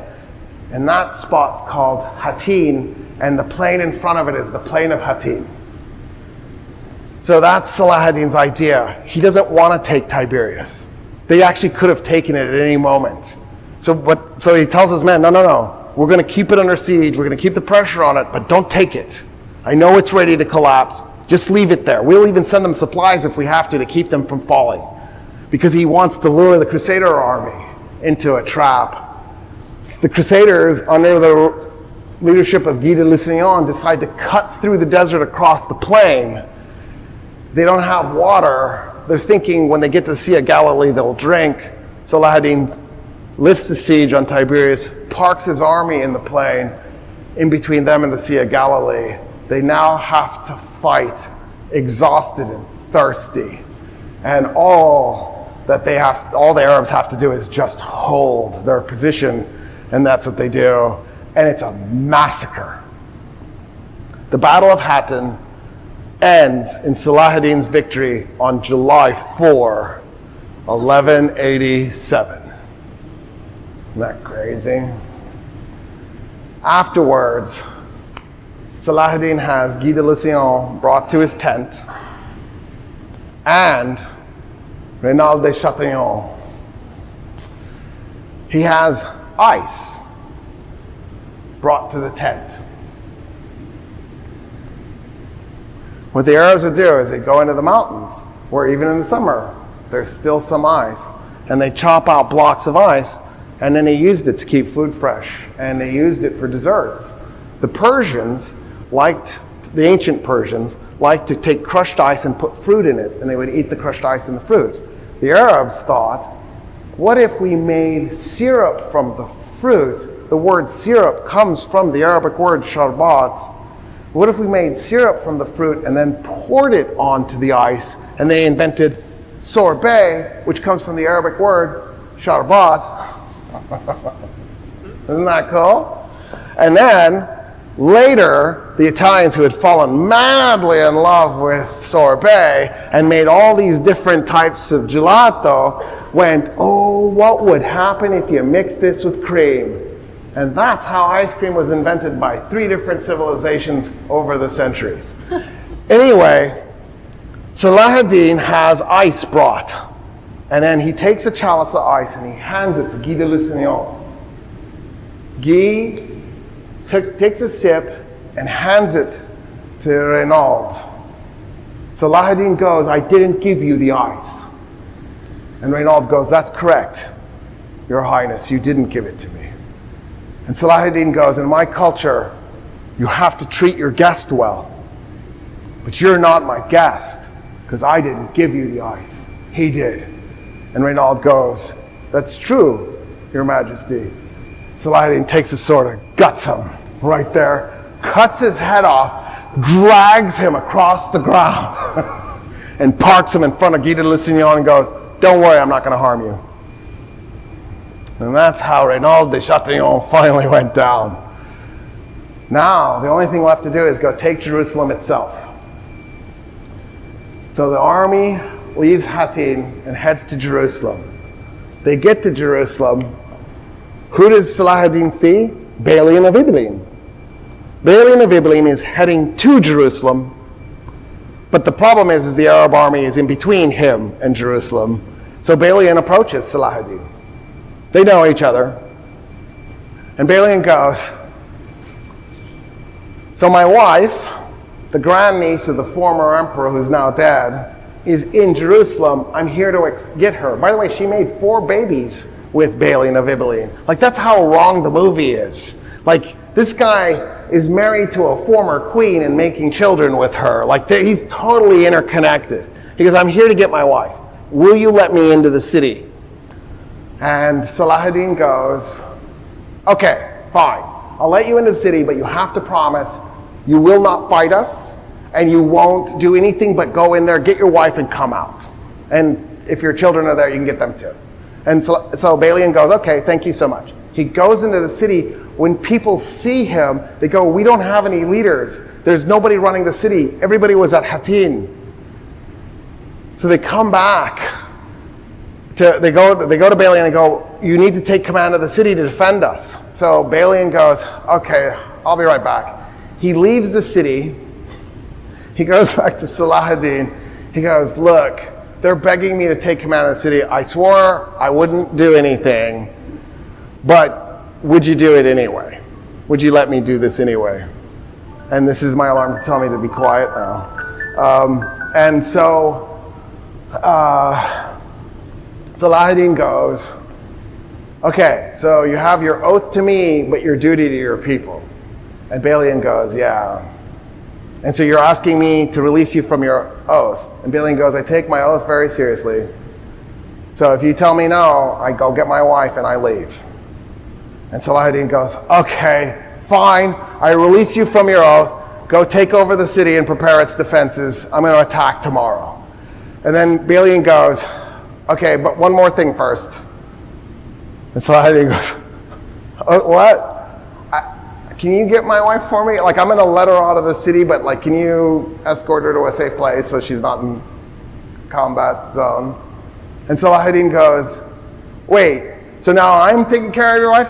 And then Balian's like, well, actually, could you just send her to Tyre, to Sur, and then that way she's just out of harm's way completely? And Salah ad-Din goes, fine. So Balian goes in, takes over the defenses. He puts up a fight. Like, most of the Crusaders were defeated at Hattin. Arab armies were democratic. So, in other words, yes, Salahuddin is the general. Once combat is invested, he makes all the decisions. Nobody can second guess him. But in between combat, the soldiers can vote on things and make demands. Isn't that interesting? Well, the soldiers wanted to massacre all the crusaders at Hatin. So they had voted for that. Salahuddin got up in front of them and he's like, no, we're not those people. We don't massacre everybody. When they're defeated, a bunch of them are going to be wounded and surrender. We're going to heal the wounded and we're going to let them go. And they're like, no, we don't want to fight them ever again. If we let them go, we're just going to have to fight them later. And Salahuddin goes, I don't care. We're not massacrers. They are. They do this. We don't. They vote, and they vote to modify the mass execution that's supposed to take place at the end of Hatin. They vote only to massacre the Knights Templars and the Knights Hospitallers. So the Knights Templars and Hospitallers were monastic orders that went into combat and had vows of chastity and poverty, and they were like the richest rapists the world has ever seen.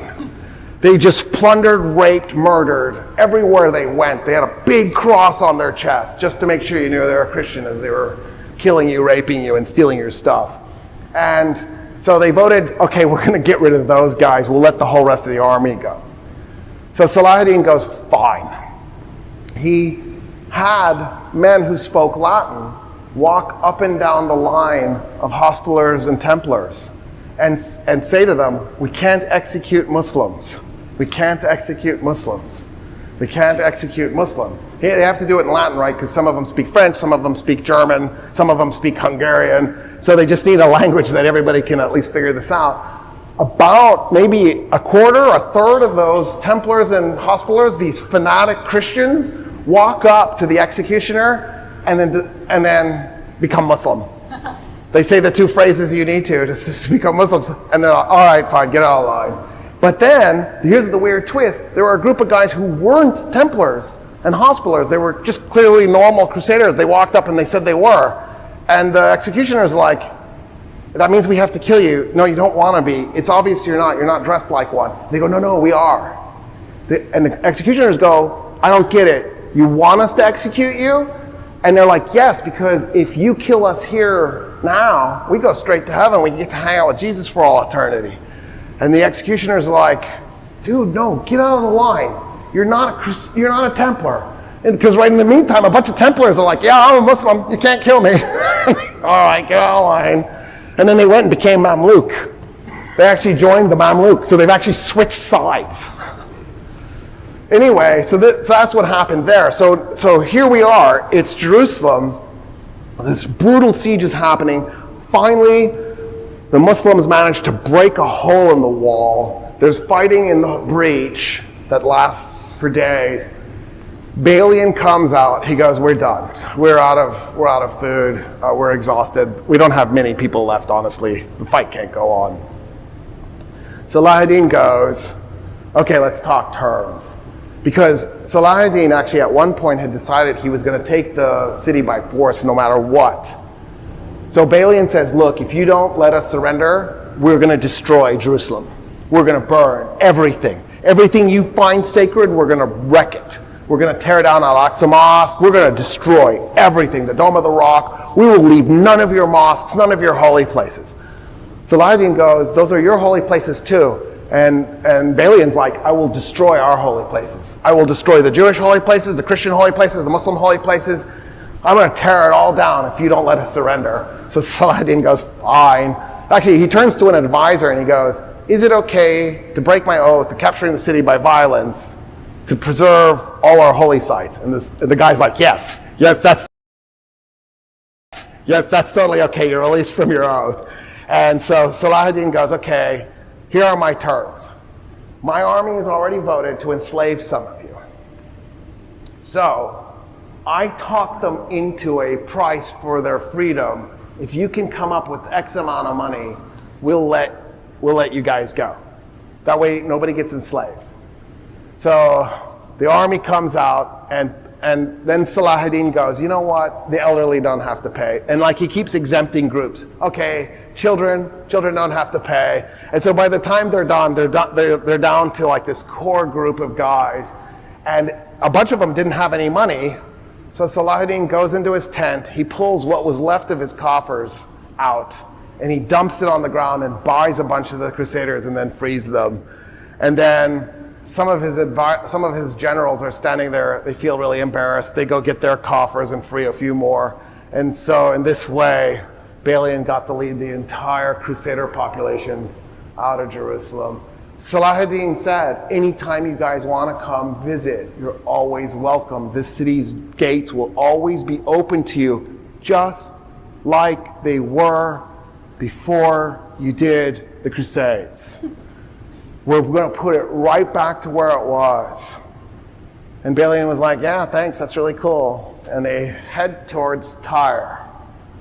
And I'm going to end it there. So we've captured Jerusalem. I'm actually not done with the story of Salah ad-Din, so I'm thinking it might be a 5-parter. But I'm out of time. But the Muslims have Jerusalem. The Crusades are in terrible shape. By the way, they're going to call for another crusade, the Third Crusade. So the part 4 will be the Third Crusade. All right, thanks so much.